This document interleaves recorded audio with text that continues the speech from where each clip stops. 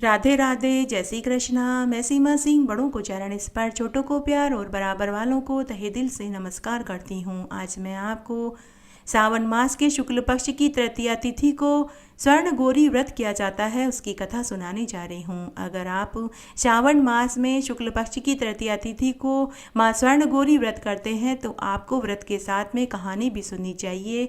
इससे व्रत के साथ कहानी सुनने का संपूर्ण फल प्राप्त होता है। इसके अंदर भगवान शिव और माता पार्वती का पूजन किया जाता है।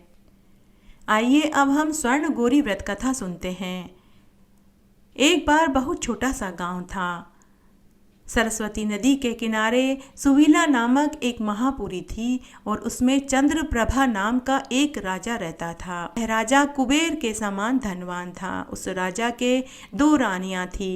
एक रानी का नाम महादेवी तो दूसरी का विशाला देवी था। दोनों ही रानियां बहुत सुंदर थी। राजा को बड़ी रानी से बहुत स्नेह था। एक दिन राजा शिकार खेलने के लिए वन में गया। वन में सिंह, शार्दूल, सूअर, अरना, भैंसा, हाथी का शिकार किया। पूरे दिन शिकार करने के बाद राजा भूख और प्यास से व्याकुल हो गया। राजा जल के लिए वन में घूमने लगा। इस प्रकार वन में भटकते हुए अनेक प्रकार के वृक्षों से सुशोभित, चमेली के फूलों से सुशोभित, भ्रमर, चकवा, चकवी, तोते और पक्षियों से युक्त एक तालाब राजा को दिखाई दिया। राजा उस तालाब पर गया और शीतल जल पीने लगा।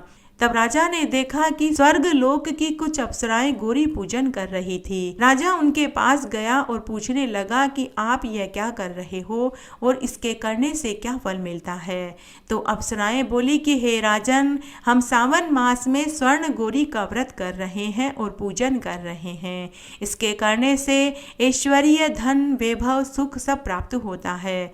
हे राजन, आप भी हमारे साथ इस व्रत को करो। तब राजा ने अप्सराओं से कहा कि हे देवी, आप इस व्रत की विधि भी मुझे बताइए और इस व्रत को करने से क्या फल मिलता है वह भी विस्तार से बताइए। राजा के इस प्रकार पूछने पर स्वर्ग लोक की अप्सराओं ने कहा कि सावन मास को यह मंगला गौरी का व्रत किया जाता है। इस व्रत में श्रद्धा और भक्ति भाव से भगवान शिव और माता पार्वती का पूजन किया जाता है। इसमें 16 तार का एक डोरा लिया जाता है।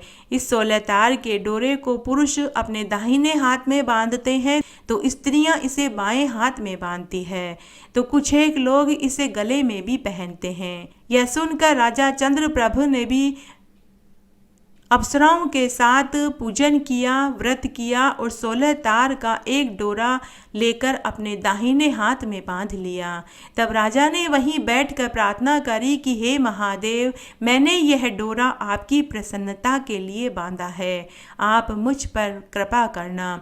फिर राजा पूजा करने के बाद और अप्सराओं को धन्यवाद देकर वापस अपने महल में आ गया। राजा के घर में प्रवेश करते ही बड़ी रानी की दृष्टि उस डोरे पर पड़ी तो वह राजा से अत्यंत क्रोधित होते हुए बोली कि यह डोरा आप कहाँ से लाए हैं। तब बड़ी रानी ने राजा के हाथ से डोरा तोड़कर महल की खिड़की से बाहर सूखे वृक्ष के ऊपर फेंक दिया। राजा ने बड़ी रानी को बहुत मना किया परंतु बड़ी रानी नहीं मानी। उधर सूखा वृक्ष उस डोरे के स्पर्श मात्र से ही हरा भरा हो गया। यह कौतुक देखकर छोटी रानी को बड़ा आश्चर्य हुआ। छोटी रानी के आश्चर्य की सीमा न रही। छोटी रानी ने वृक्ष से वह टूटा हुआ डोरा लेकर अपने बाएं हाथ में बांध लिया। उसी समय छोटी रानी राजा को अधिक प्रिय लगने लगी। डोरे का अपमान करने और राजा की बात का उल्लंघन करने के कारण राजा ने बड़ी रानी का त्याग कर दिया। बड़ी रानी दुखी होकर महल से निकल गई और जंगल में पहुंच गई और महादेव जी का मन में स्मरण करती हुई वह कई ऋषियों के आश्रमों में गई, किंतु सब जगह बड़ी रानी को तिरस्कार ही सहना पड़ा। तब बड़ी रानी दुखी होकर जंगल में ही देवी की तपस्या करने लगी। इस तरह कई बरस तक वह देवी की तपस्या करती रही। उसने अन्न जल सब त्याग दिया। तब देवी रानी की तपस्या से प्रसन्न हो गई और उसे दर्शन दिया और कहा कि हे देवी उठो, मैं तुम्हें वर देने के लिए आई हूँ। तब बड़ी रानी देवी के चरणों में गिर पड़ी और प्रार्थना करने लगी कि हे देवी, आपकी जय हो। भक्तों की वरदायिनी, भगवान शंकर की वामांगनी, आपकी सदा ही जय हो। इस प्रकार भक्ति पूर्वक देवी की याचना तथा व्रत और पूजा के प्रभाव से राजा बड़ी रानी को स्वयं अपने महल में लेकर आ गया। बड़ी रानी ने महल में आकर स्वर्ण गौरी की असीम अनुकंपा से सभी मनोरथ प्राप्त कर लिए।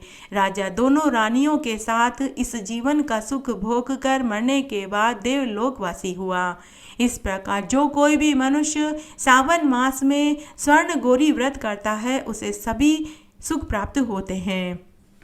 इस तरह आज मैंने आपको श्रावण मास के शुक्ल पक्ष की तृतीया तिथि को किया जाने वाला स्वर्ण गौरी व्रत की कथा सुनाई। मेरे साथ बने रहने के लिए आपका धन्यवाद। आगे की कथा कहानी के लिए भी आप इसी तरह मेरे साथ बने रहें। धन्यवाद।